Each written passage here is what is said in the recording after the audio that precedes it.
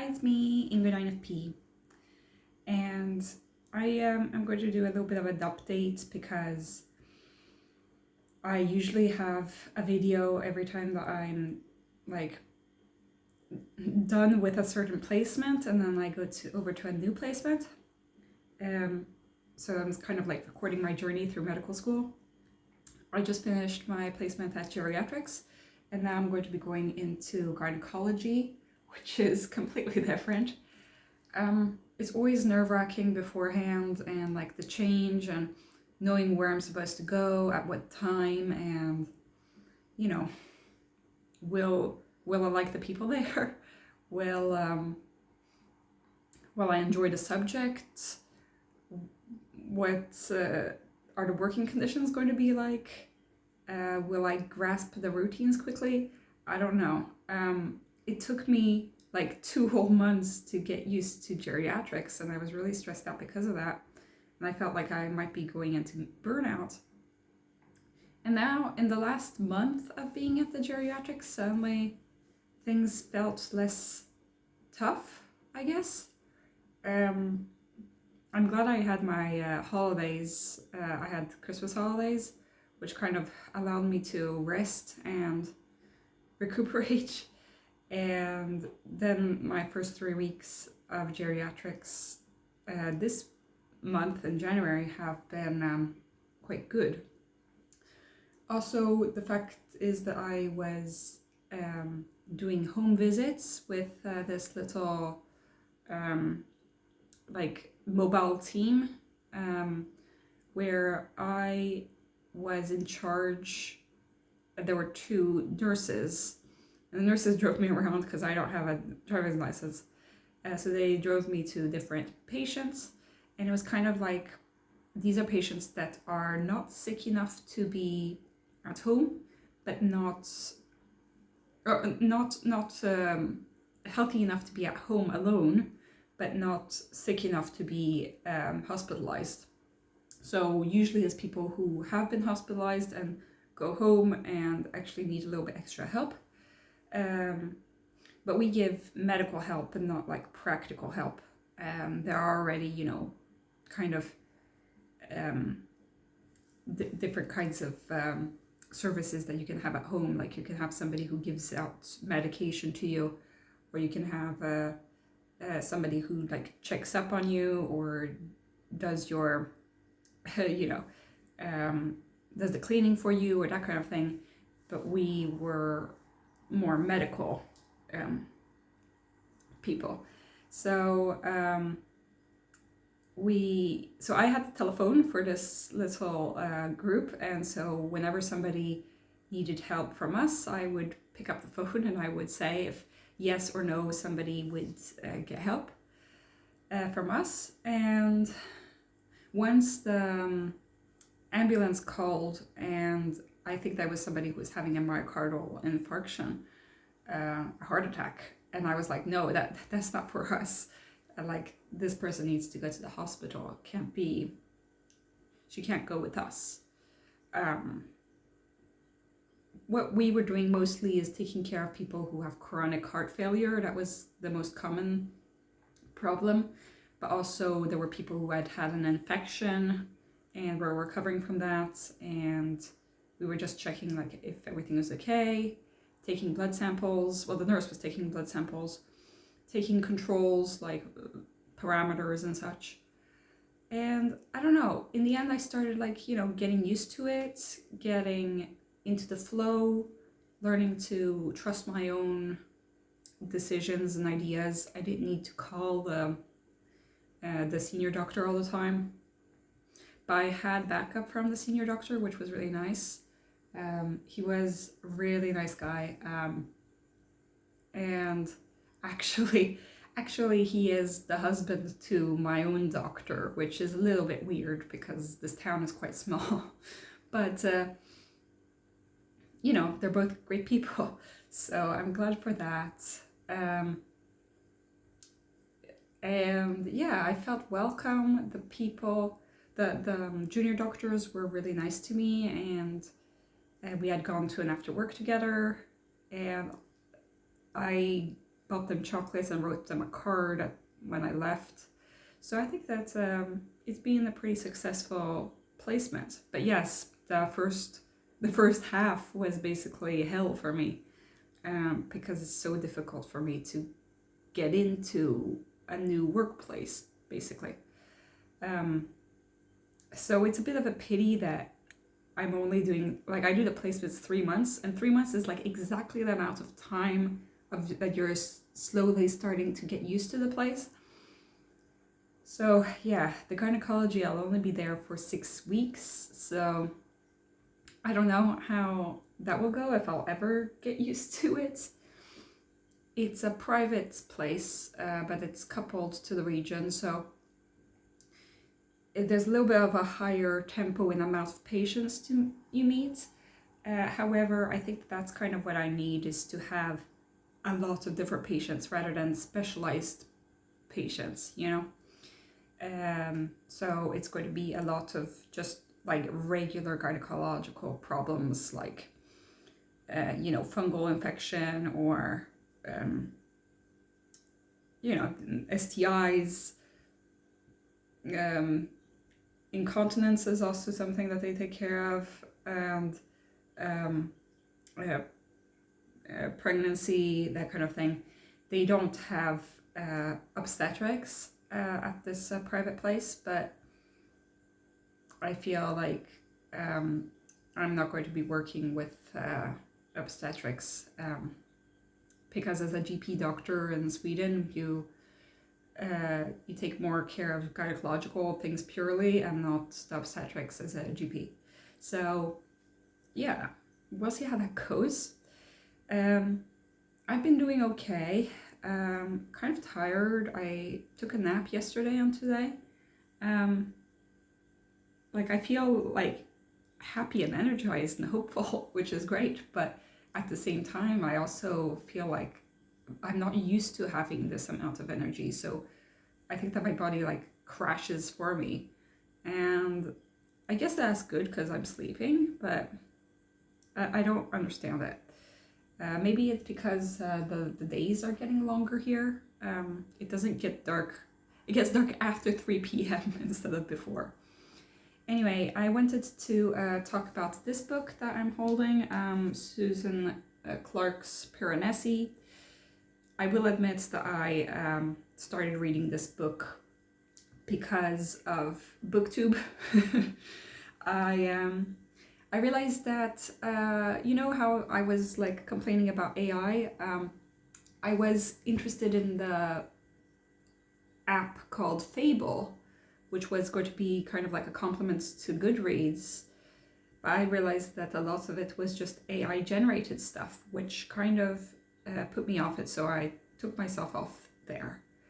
I'm a little bit disappointed because Fable has a better rating system, like you can have half stars in the rating system, and also I mean, it gave me better book recommendations, but that's because it's AI, so I'd rather not.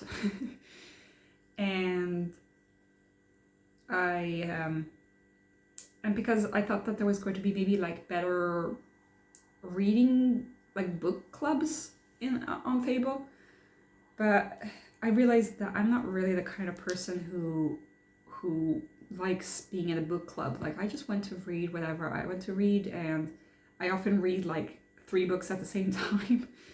And yeah, so I realized that I'm not going to be doing a book club, so it's better to just stick to Goodreads. Even though Goodreads is Amazon owned, I can't get into a new system right now. Anyway, Piranesi is, I give it 5 stars actually. There was a certain, like, from the cover and the name, you wouldn't know what this book is about. Because I was expecting, like, this was a faun, you know, and I thought, okay, maybe this is like a Greek retelling or something. Or I thought maybe this is going to be about pirates, because Piranesi sounds like pirates. I don't know. So maybe I thought like it was going to be a pirate fantasy or like historical fiction, or I don't know. But actually it is not any of those things. It's basically Piranesi is a man who has, I don't want to spoil too much, but you figure out pretty quickly that things aren't okay. Like, he's is in love with the place that he lives in, which he calls the house. And the house is kind of like a labyrinth. Piranesi is a guy who was an architect of labyrinths.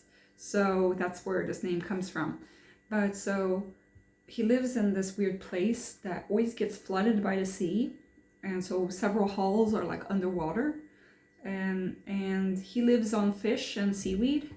And the only other person that he's ever met, he calls the other. And he's also met some other people, which he calls the other people, the people of the alcove, who are all basically skeletons because they're dead.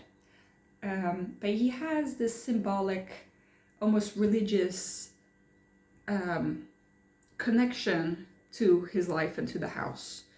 And he feels like the house is always giving him things. And thing is, the other is not who he says he is, really. The other is kind of this mysterious man who wants to know the secrets of the universe. And Piranesi is kind of like his servant in a way. You get to realize that Piranesi actually has lost his memories and is living in another world, and that he got lost into this world but forgot that he ever came from another world to start with, you know? So, and the story is just that, but it's quite interesting.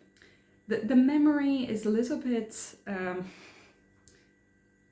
sometimes it's inconsistent. Like, sometimes he knows about all sorts of things, and then like suddenly he doesn't know anything, and he looks like he's really ignorant about the world because he's lost all memory of it. But then he gets, like, he remembers certain words but not other words, and it's quite interesting how they do that. I think that he's also been gaslit his whole life, or the whole time that he's been at this place. So he kind of has issues with like who to trust, and he's kind of gone into like a fawning mode where he's done everything for the other, who's this great big like intelligent being. And yeah, he's kind of figured out ways to adapt to this new life, so much so that he doesn't know what regular life was, you know. I find it a little bit suspicious that he never tried to leave. But like, there's a lot we don't know because there's a whole chunk of memories that are gone. I find it a little bit suspicious though that he's supposed to have the mind of a scientist, and he like likes to calculate the tides and all that, to know like when he can catch food and when it's time to burn seaweed and that kind of thing. But then he never thought to visit the first hall that he talks about, which is where presumably the portal of this new world, the old world, would be. So I'm a little bit confused about that. But also, he talks as if he knows about the world. He uses a lot of words that he wouldn't have been able to know had he just been on that island. He talks, for example, of the smell of petrol, which, I mean, I guess. I don't know, I guess that he knows about that. He talks about the smell of lemons. It's like, has it never occurred to him that he hasn't seen a lemon before? You know? Actually, he has seen a lemon before. But he talks about that he smells the smell of lemons, and he's not... He's more like just exalted that there might be a new person around that smells like lemons, rather than the fact that he knows about lemons at all, you know? he lives in a world of symbols because there are a lot of statues in this house, which like tell him a little bit about the world. Yeah, and it's really sad at the end. I'm not going to talk too much about it, but I did cry, because this is a tale about trauma, a kind of, you know. It's not as much about the mystery of what's going on. It's more how a person can be different from another person, and you know, a tale of loneliness, and it's really, really good. It's really deep. And at first I was a little bit disappointed in how little fantasy there was in a book that I thought was purely fantasy. There is some fantastical elements, you know, this thing about different worlds, but I think that it's more kind of like a science fiction in a way. I don't really know how to explain this. But that's why it is so good, because it kind of mixes different genres and such. So yes, I recommend the book Piranesi. Anyway, yes, so I have been working on writing in my journal, which I think is good. I'm finally doing that for New Year's resolution. And I think it's also good that I'm continuing to read books, not putting too much pressure on that. I think that things are going to get better. I am going to be very invested in autism this month, like every other month before that, but because I just got my internet, my webinar, it's this course on the internet to explain a little bit about autism. It's very, very basic, but I think I might do a video on it completely. I'm still doing videos about the autism handbook, but it kind of drags right now. But I think it's important that I just finish it, and then I can move on to other things. And then I also finally received the journal copies from my assessment, and I actually read a little bit about what my mom wrote about me. So I'm glad I did that, so that I didn't feel like there was something wrong in the way that she presented me. And I think that she was quite right in the way that she described me. She talked about, you know, basic INFP children. You know, I was like a typical INFP child, so she said that I liked playing role-play games and as a kid, you know, and I liked Harry Potter and dancing, and I liked singing, and I was very introverted and rarely took the initiative to make friends, that I was always taught to talk more in class, but she didn't think that I had any problems with concentrating, even though I procrastinated sometimes. So I am quite happy with the fact that my mom's idea of me is pretty much my idea of me as a child, so that makes me more secure in that, okay, I had an autism diagnosis, and that she didn't get too many hints from the questionnaire that what we were talking about was the autism diagnosis, because I think that the questions were vague enough that she didn't suspect anything that has to do with autism. So I'm glad about that. Yeah, so now that I have the diagnosis, now the time is to to keep keep working on things. I'm thinking of maybe going to start a course in something, like a little creative endeavor or something. I don't know. They have tryouts or tryouts. I don't know, like a try it out course on the 1st of February. So I'm going to go and check that out to see like if there's anything that really appeals to me. I've been thinking, should I go into a crochet class or maybe a painting class? I did manage to do it last year, which was one of my resolutions for last year, but I think that now I finally actually have time to do this and the energy. And then I talked to my brother and to my parents. They actually have to come to Sweden in the summer, so I might, because they need to renew their passports or something like that. And I think my dad has to do something with the bank. So they might be coming to Sweden actually, which it's been a long time since they were last in Sweden. I think that last time was 2021 when, it was 2021, the summer of 2021, basically. And then, and they only stayed like one day.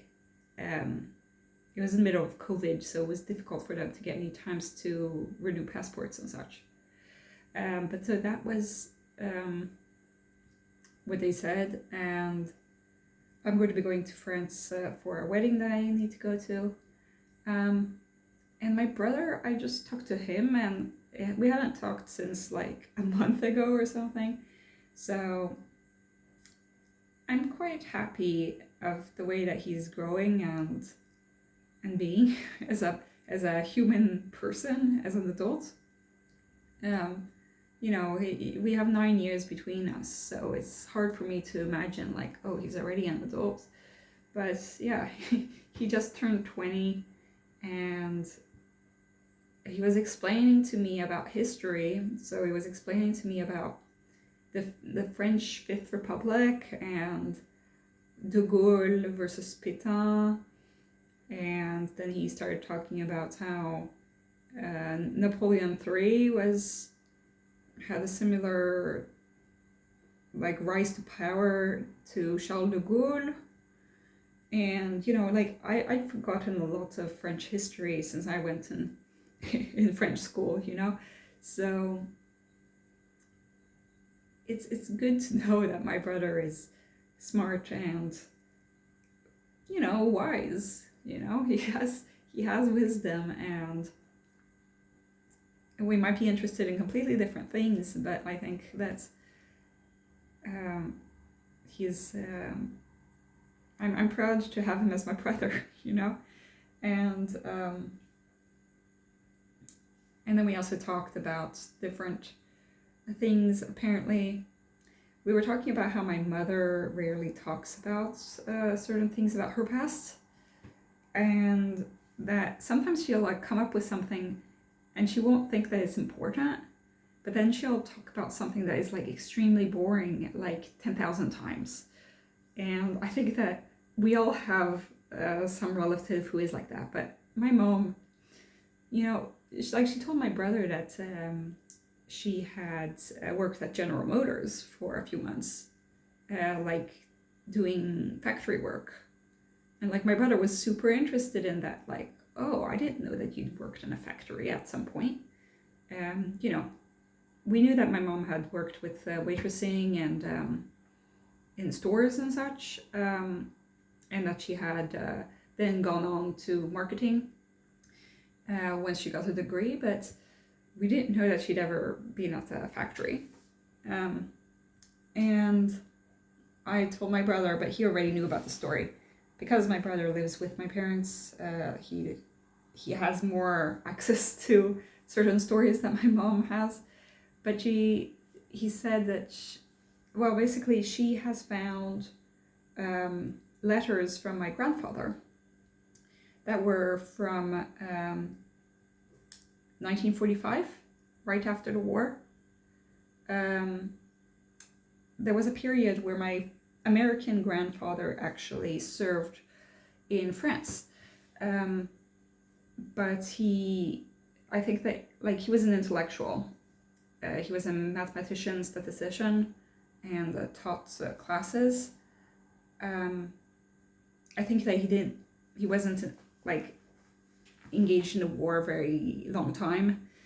However, my hometown in France was a place where a lot of Americans after the war didn't like just leave for the US immediately. He stayed there for a little while and learned French in my hometown, which my mom would never know like that would be our hometown so many years later, you know. And she found a letter that was actually on my birthday, but 50 years before before I was born, you know. So 1945 versus 1995. So 19th of November 1945, my grandfather was in what would be my hometown, like 50 years later, 52 years later. And because I was born in Sweden, and my parents they hadn't lived in my hometown before that. And my mom knew that my grandfather had lived in the barracks that haven't since been torn down and become like a mall. There was a huge area in my town that was like just barracks. But so he lived there, and he was writing about that he was learning French in France, and he was writing to his family in the United States. And so my uncle, who has died, has had some of these letters that were really important to my mom. And I think that I would like to know more about these letters, but I don't want to pry too much. But I think that it would be, it's a really interesting coincidence, the fact that my grandfather, who was American, because of the war, ended up in a place where my mom ended up so much later.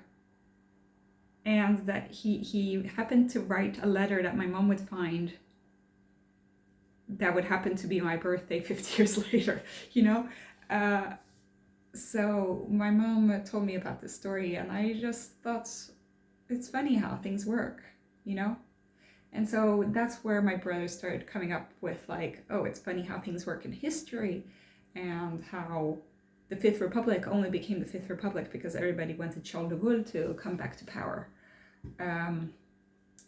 And that it's ironic because now the French government is very unstable. And the whole point of the Fifth Republic is that the president has a lot more power so that it would be more stable. But had de Gaulle not existed, the Fifth Republic wouldn't have been a thing, you know, where it would have been completely different system of government. So it's just like in our daily lives, and also in the scope of history, certain things are just like based on some random coincidence, you know. And that's all I had to say for today. This is a long ramble, but I hope that you're having a good time, and have a great day. Bye.